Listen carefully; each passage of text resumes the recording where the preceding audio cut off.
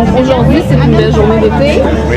La campagne électorale s'en vient. C'est probablement votre dernier été avant d'y arriver. Qu'est-ce que vous prévoyez faire en prévision de cet événement-là qui va être assez important, possiblement pour vous?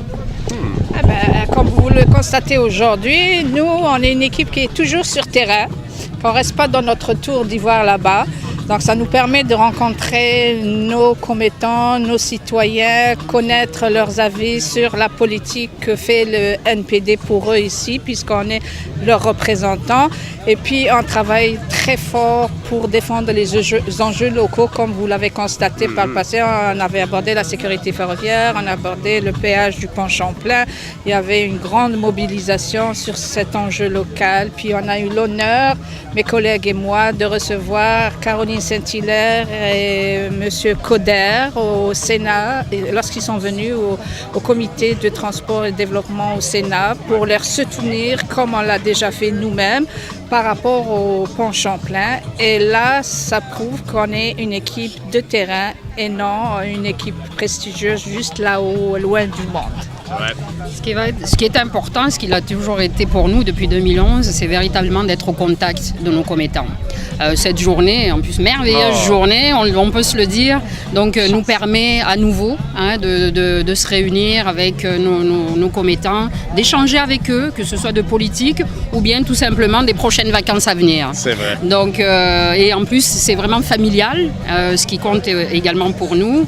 Et je crois que c'est aussi permettre d'être des politiciens de proximité, des politiciens de terrain.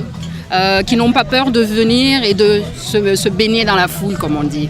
Donc, et je crois que ça nous caractérise et ça nous caractérise depuis 2011. Et on va continuer de cette façon à amener aussi la politique auprès des gens, leur faire savoir ce qu'on fait aussi à Ottawa et bien évidemment défendre tous les enjeux et les dossiers locaux, comme l'a expliqué Jaouda, le pont Champlain, bien sûr, la sécurité ferroviaire, la santé aussi, qui fait en sorte l'emploi également, nos PME. Donc il y a vraiment tous ces sujets qui touchent nos concitoyens et on veut faire en sorte qu'ils se les approprient et qu'ils les comprennent et que nous aussi, on est de retour pour pouvoir aussi faire en sorte que leurs voix soient entendues à Ottawa. Parce que c'est notre mandat, en fait, de s'assurer que les enjeux de politique fédérale rejoignent les gens. Ça va dans les deux sens. On est là pour écouter les gens puis amener leurs voix, leurs soucis, leurs préoccupations à Ottawa, les faire entendre à Ottawa. Puis en même temps aussi, on est là pour parler des enjeux. Pour les gens, par exemple, parler de la réforme électorale, c'est un peu nébuleux, puis c'est important qu'on puisse expliquer ce qui se passe. La rencontre qu'on a eue avec les commettants sur les postes il y a environ 3 semaines, c'était exceptionnel, le taux de participation, puis la qualité de l'échange et les informations qu'on a reçues, l'influence qu'ont les personnes âgées dans ce dossier-là, c'est quelque chose qui nous a permis de bien sentir ça. On a l'impression parfois que les conservateurs semblent se priver de ce contact-là avec les gens et on dirait que ça n'a pas d'importance pour eux. Alors nous, c'est important pour nous de marquer la différence. Jaouda et Sadia ont vraiment raison quand ils disent que c'est important pour nous parce que j'ai eu beaucoup de témoignages de gens de l'extérieur qui nous disaient à quel point ils voyaient une énorme visibilité partout là, au Canada, puis particulièrement au Québec, une visibilité du député fédéral qu'ils n'avaient pas vu avant. Beaucoup de conseillers municipaux nous disent c'est incroyable comment vous êtes vraiment sur le terrain, vous êtes toujours là. Puis tant mieux, c'est vraiment notre motto. On est arrivé là en 2011, sans, effectivement, pour bien la plupart d'entre nous, pas beaucoup de préparation, mais on a travaillé très fort. Puis on a monté une campagne, puis on a été reconnus grâce à notre leader Jack Layton. Puis maintenant, avec Thomas Mulcair, ça continue. On est bien soutenus et encadrés et encouragés à faire des démarches comme celle-là. Puis comme disait Sadia, on est vraiment chanceux là, avec le temps qu'on a, la température, la participation. C'est merveilleux. Puis en quelques mots, je pense qu'on n'a pas beaucoup d'espace sur la carte, mais en quelques mots, les transformations dans la carte électorale, comment ça va vous influencer? Bien, justement, l'événement d'aujourd'hui, ça caractérise exactement ce qui se fait. Il y a eu un redécoupage électoral par rapport à la croissance de la population. Et moi, je suis le député actuel de Saint-Bruno-Saint-Hubert. Là, on est à Saint-Hubert où l'événement a lieu. Mais en 2015, mes collègues partagent avec moi Saint-Hubert et c'est dans ce sens-là qu'on a rassemblé nos efforts et on veut rassembler tout le monde pour les préparer à cette éventualité. C'est un fait, en fait. Et donc, les gens sont très ravis. Le lieu ici permet vraiment de faire converger les gens des trois futures circonscriptions.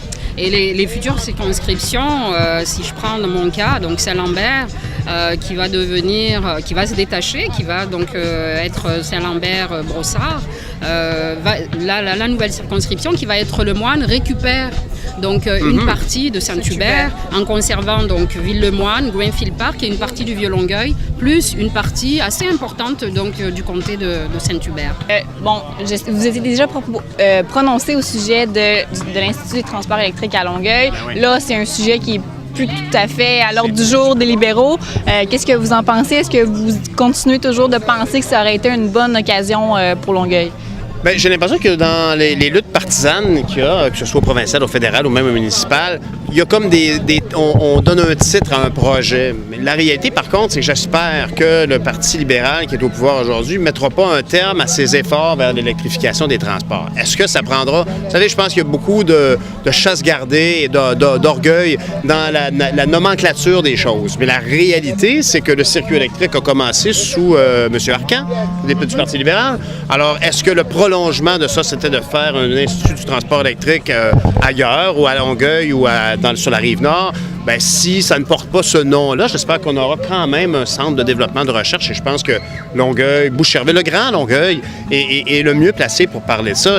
Je m'amuse toujours à dire que j'ai déjà réclamé à la Chambre des communes le statut de capitale de l'auto électrique au Canada pour Boucherville à cause qu'il y avait le plus grand laboratoire de 25 ou 27 voitures électriques qui était utilisé par le commun des mortels et les gens d'affaires. C'était magnifique. Alors, je vois pas pourquoi ça s'arrêterait à cause d'un changement de gouvernance. Par contre, au niveau des investissements, ça se pourrait qu'il y ait comme un autre agenda. Alors, j'espère juste que les priorités vont rester les mêmes pour une expertise qui est si porteuse de bons emplois et de conditions environnementales dont on a tant besoin, tout le monde le sait. Là. Moi, je crois qu'il faut qu'on regarde vraiment tous ces défis dans une perspective globale. Quand on parle de développement durable, il est clair que oui, le développement de l'électrification est important et pour nos générations futures va être essentiel. Oui, un LCR également. On le sait que si cette approche vraiment elle est prise et elle est entendue, mais de façon globale et aussi, comme on l'a toujours dit, comme on souhaite vraiment, et je crois qu'on met à chaque fois le point là-dessus en disant travaillons ensemble. Oui, merci. Merci à vous. De comprendre ton point de vue.